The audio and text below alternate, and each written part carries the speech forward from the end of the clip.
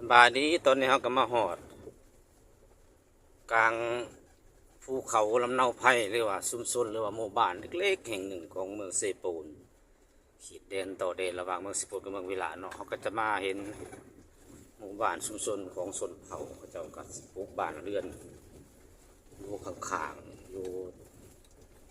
ติดข้างสองฝากถนนเนาะซึ่งจะเป็นหมู่บ้านชนแห่งหนึ่งที่มีบ้านเฮือนเพื่อก็จะปลูกตามเตื่อยตีนเขาพี่น้องถนนลูกลังก็เต็มไปด้วยขี้พุ่นนั่นแหละพี่น้องหาสงสารพระเจ้าอยู่บ้านเรือนก็สิประมาณนี้เนาะถ่ายภาพบรรยากาศ24ท่านผู้ชมชมบรรยากาศบ้านเรือนพระเจ้าก็จะเป็นทรงประมาณนี้ถ่าย50วันหนึ่งไว้เด้อเพราะขับรถถ่ายเนาะเราจะปลูกบ้านเรือนตามเตื่อยปูตามสันเขาพี่น้องเจ้าจะปรับให้มันหาเพียงแล้วก็จะปลูกบ้านโอ้ย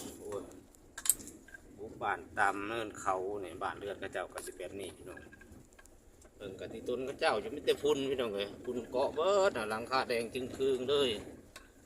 ข้างๆก็จะเป็นสายน้ำซี่กอกที่เอาล้นนมเล่าลงไปทายของเจ้าวัน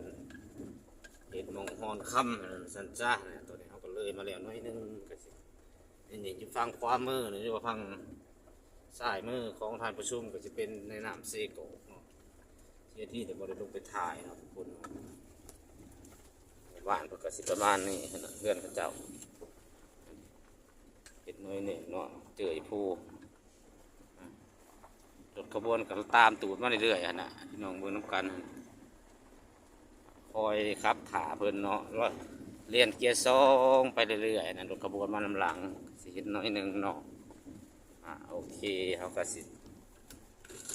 เนี่ยลงคลิปเพียงเท่านี้ก่อนเด้อเนาะภาพอาจจะสั้นไว้ในเด้อเนาะจับด้วยมือเปล่าขางหนึ่งรถกระโยกกระยีกไปมาเห็นไทยทานประชุมสิตาไล่หย่อนเนาะทุกคนเนาะว่ากันเนาะ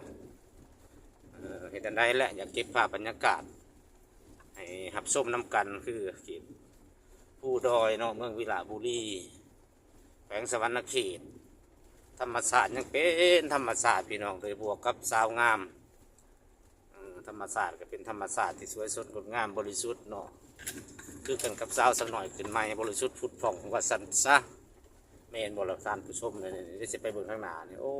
เสียดายแต่คลิปที่สุดก่อนไปได้เด้อเดี๋ยวเสียถ่ายให้เบิ่งแต่เขาเจ้าไปดินสงการโอ้ก็เห็นแต่ข้าวยังหน่อยพี่น้องเนี่ยรถอีแตกแล้วนะเดี๋ยวโอ้เคยเห็นแต่ข้าวเป็นเบา